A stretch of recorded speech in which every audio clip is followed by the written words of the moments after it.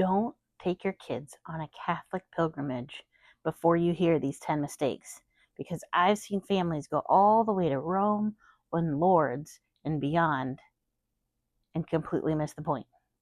The first mistake I see Catholic families make when planning a trip with their family is that they either overplan or underplan.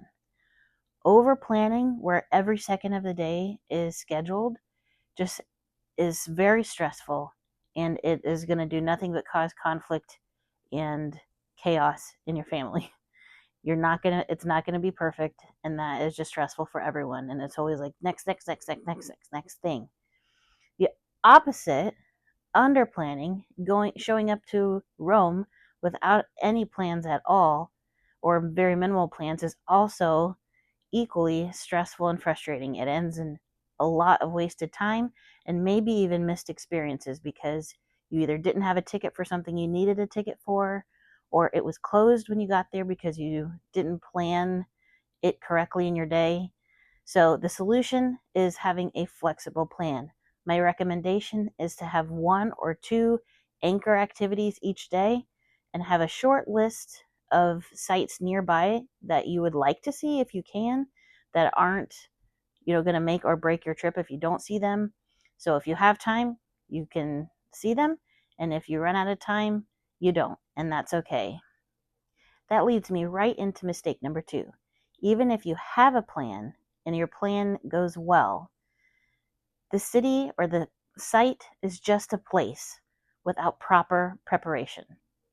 If you don't provide context for the sites that you are seeing, then they will have no meaning for your family. For example, if you go visit the Colosseum, but your children have no experience or exposure to what a gladiator is, or how this ruined building was used before you get there, then when they show up, they're going to have to learn all of that there. And it's just not going to have the same impact as if you took time to read a few books, maybe do some crafts, watch some videos about the gladiators. When you show up to the Colosseum, the Colosseum is going to make a lot more sense to them, and they're going to even be excited to see it because they have context and meaning. So the same especially goes for if it is a meaningful place to visit a saint. If you're going to Lourdes, but they don't know who Bernadette is, and they don't know the story about Mary appearing to her and the significance that had, then it's not going to mean as much to them. So prepare hearts ahead of time. Prepare them for what they're about to see. So once you've prepared, and once you have made a good plan that isn't too overscheduled, but you still have an idea of what you're going to do each day, the next mistake can really have a big impact on your trip if you don't choose the right one. The third mistake Catholic families make when planning a pilgrimage with their family is that they choose the wrong lodging. Where you stay matters. Some people think that staying outside the city is better because it's a little quieter. It's definitely cheaper, but what you're doing is you're missing a lot of time traveling from out of the city into the city. You're not even going to be saving that much money because it still costs to bring your family on the metro. It still costs if you have to do a quick Uber to your hotel and back because you forgot something, or a child needs to go take a nap. It just isn't as convenient as it sounds. So stay close, stay central, stay walkable, especially stay somewhere close to a metro stop. At the very least, stay within a 5 to 7 minute walk from the metro. Anything beyond that just adds a lot of exhaustion and wasted time in your day. Even if your location is perfect, you can still lose your kids at the next mistake. Mistake number 4 is the knowledge that exhaustion can kill the experience. And the mistake is that families don't schedule rest. Okay? Families don't schedule enough rest in the day. You're in Rome for 5 days. You don't want to waste half a day on rest. But if you don't, you may miss half a day anyway or more because your kids are exhausted, and maybe they even get sick because they are so overtired. Traveling is very overstimulating for kids. There's all these new experiences, new smells, new sounds, the language. So you're having them learn things and engage in things, and you have high expectations of their behavior to sit and listen, and you have to be quiet here and stand still while you're waiting in line and don't bump that person. And it's a lot for a kid. Even if your child doesn't rest at home, they're going to need rest. And I'm not just talking an hour before dinner. I'm talking half a day every 4 days at least, depending on your kids and their ages, to schedule in rest. Now, that doesn't mean parents have to rest. Maybe you tag team. Maybe you have other adults with you where you can take maybe the oldest kid that doesn't need as much rest to go do something special with them. Maybe you take one or two for a short shopping trip while the others are resting, but plan the rest in, or it will happen either way and you'll end up missing something that you had scheduled. And this next thing is what happens if you're doing too much. The fifth mistake is getting churched out. Now, hear me out on this. That's just what I call seeing so many churches that your kids can't even remember which one is which anymore. And maybe you can't either. So in Rome, there are 900 churches. All of them have cool relics, beautiful, priceless artwork, and something that you're not going to want to miss. But you obviously can't see 900 churches. So my advice to you is pick a few churches that have the most meaning to your family, or seem most interesting, or are just the most convenient compared to the other things that you're doing. What parents do at this point can make it even worse. Mistake number 6 is forcing the moment. So if you're going to these churches and you have these expectations of your kids that they grasp the importance and how cool it is to see that thing, and how valuable that piece of artwork is, and how the person that made this artwork 500 years ago, you should appreciate this. If you try to force that moment too much, they're going to disengage. They are going to even have some resistance. They're going to want to not care. So the best thing you can do is just give them space. Let them observe. And if you prepare ahead of time and you tell them about the churches ahead of time, it's not going to make them say, oh, I already know about this church, I don't need to go in it. No, they're going to want to go in it because they know about it. So take the time to prepare ahead of time and let the place speak for itself when you're there. Don't force the moment. God will provide them the grace to appreciate it at their level, at their time, and at their pace. The next mistake is a great way to get them to engage more. So mistake number 7 is not involving them in the planning of the trip. Let them choose some of the places they see.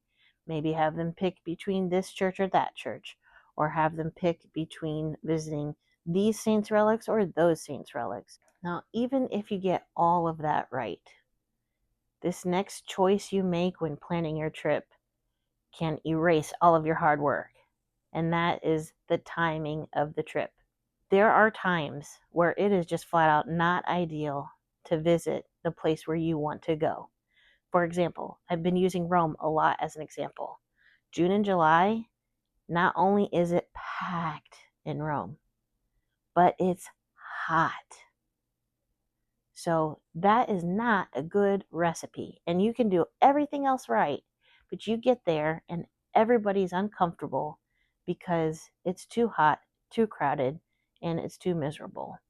Hotels in Europe don't always have air conditioning, so please make sure that that goes along with the choosing your location. Make sure if you do have to go when it could be warm that you have air conditioning or you've packed a fan, because not being able to cool down in the evening and while you're sleeping can also just really ruin a family trip.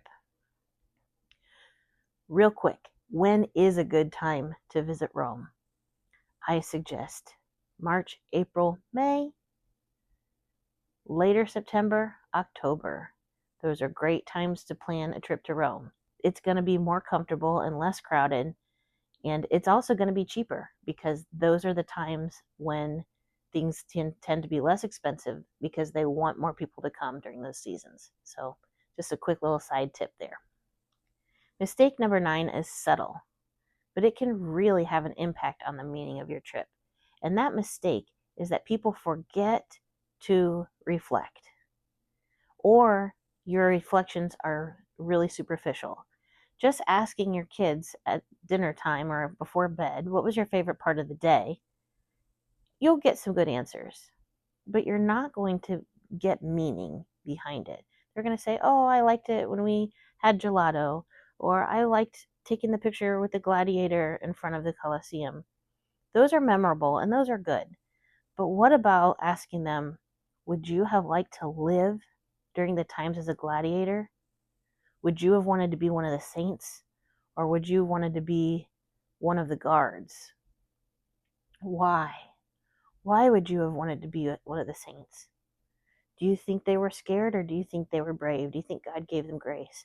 Asking them questions that are deeper than just what was good and what was bad is going to help them reflect on that day and on that experience. And having a deeper reflection is going to make it have more meaning. And the last mistake is one that almost everyone makes, and that is when you get home, the trip ends. I get it. You get home, life resumes. The world kept moving while you were gone, and you feel like you got to get home and hit the ground running to pick up on your schedule where you left off. And that's fine. But don't just have your experience and never talk about it again. Talk about it at dinner. Hey, remember when we prayed for our friends in the candle house in Lourdes? Well, that friend is healing. Isn't that wonderful? God heard our prayers and is answering them in a favorable way for us and them. Talking about your trip, or during Lent saying, oh, remember the stations of the cross in Lourdes?